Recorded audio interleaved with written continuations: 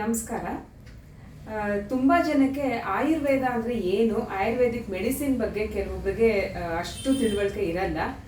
ತುಂಬ ಜನಕ್ಕೆ ಇದ್ರ ಬಗ್ಗೆ ತುಂಬ ಮೂಢನಂಬಿಕೆಗಳು ಕೆಲವೊಂದು ಇದೆ.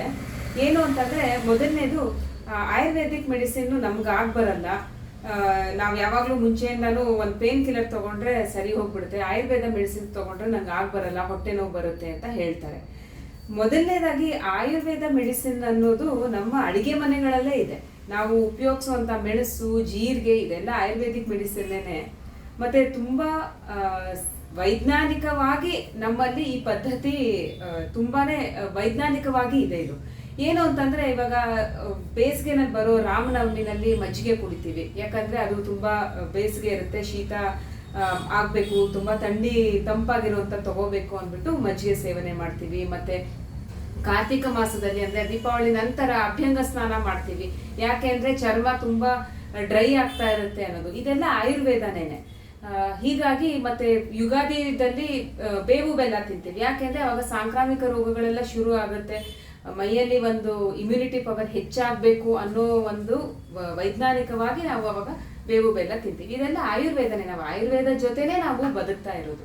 ಹಾಗಾಗಿ ನನಗೆ ಆಯುರ್ವೇದ ಬರಲ್ಲ ಅನ್ನೋದು ಒಂದು ತಪ್ಪು ಮಾಹಿತಿ. ಇದು ಎರಡನೇದು, ಆಯುರ್ವೇದದಲ್ಲಿ ಒಂದು ಎಕ್ಸ್ಪೈರಿ ಡೇಟ್ ಇರಲ್ಲ ಅಂತ ಯಾವ್ದ್ಯಾವ್ದೋ ಹಳೆ ಮೆಡಿಸಿನ್ಸ್ ತಗೋತಾರೆ. ಹಾಗೇನಿಲ್ಲ, ಪ್ರತಿಯೊಂದು ಮೆಡಿಸಿನ್ಗೂ ತನ್ನದೇ ಆದ ಒಂದು ಪೊಟೆನ್ಸಿ ಅಥವಾ ಒಂದು ಶಕ್ತಿ ಇದ್ದೇ ಇರುತ್ತೆ. ಅದನ್ನ ನೋಡಿಕೊಂಡು ಇವಾಗ ಗೌರ್ಮೆಂಟು ಇಷ್ಟು ಎಕ್ಸ್ಪೈರಿ ಡೇಟು, ಇಂತಿಂಥ ಮೆಡಿಸಿನ್ಗೆ ಇಷ್ಟು ಎಕ್ಸ್ಪೈರಿ ಡೇಟ್ ಅನ್ನೋದು ಇದ್ದೇ ಇರುತ್ತೆ.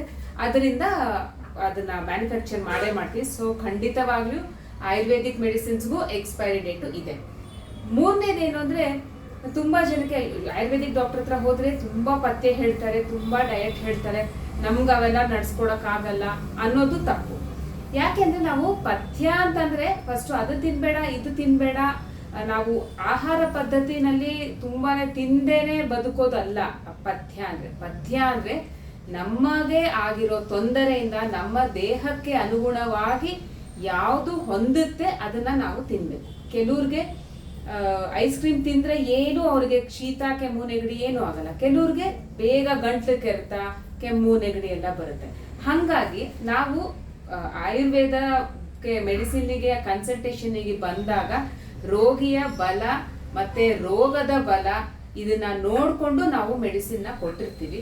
ಹಾಗಾಗಿ ಆಯುರ್ವೇದದಲ್ಲಿ ತಗೊಂಡ್ರೆ ಹೀಟ್ ಆಗುತ್ತೆ, ಅದಾಗುತ್ತೆ, ಪಥ್ಯ ಜಾಸ್ತಿ ಅಂತ ಅದೆಲ್ಲಾನು ಸುಳ್ಳು. ನಾವು ನೋಡಿಕೊಂಡು ಯಾವುದು ತಿಂದರೆ ಅವರಿಗೆ ಬರ್ತಾ ಇದೆ, ಅದರದ್ದು ಕಾಸ್ ಅಂದರೆ ನಿಧಾನ ಏನಿದೆ ಅಲ್ಲ, ಆ ರೋಗದ ನಿಧಾನ ಲಕ್ಷಣಗಳು ನೋಡಿಕೊಂಡು ನಾವು ಅವರಿಗೆ ಒಂದು ಮೆಡಿಸಿನ್ ಕೊಟ್ಟಿರ್ತೀವಿ. ಹಾಗಾಗಿ ಆಯುರ್ವೇದದಲ್ಲಿ ಪಥ್ಯ ಜಾಸ್ತಿ ಅಥವಾ ಅದ್ರ ಹೀಟ್ ಆಗುತ್ತೆ ಅನ್ನೋದು ತಪ್ಪು.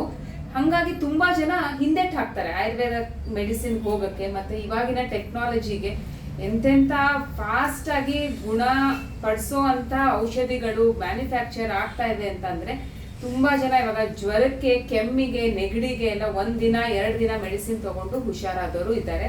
ಹಾಗಾಗಿ ಆಯುರ್ವೇದದ ಬಗ್ಗೆ ಸರಿಯಾದ ಮಾಹಿತಿಯನ್ನ ತಿಳ್ಕೊಂಡು ಆಯುರ್ವೇದ ಸರಿಯಾಗಿ ಪ್ರಾಕ್ಟೀಸ್ ಮಾಡೋ ಅಂತಹ ವೈದ್ಯರ ಹತ್ರ ಹೋಗಿ ಆಯುರ್ವೇದ ಮೆಡಿಸಿನ್ಸ್ ತಗೊಳ್ಳಿ, ಗುಣಮುಖರಾಗ್ರಿ.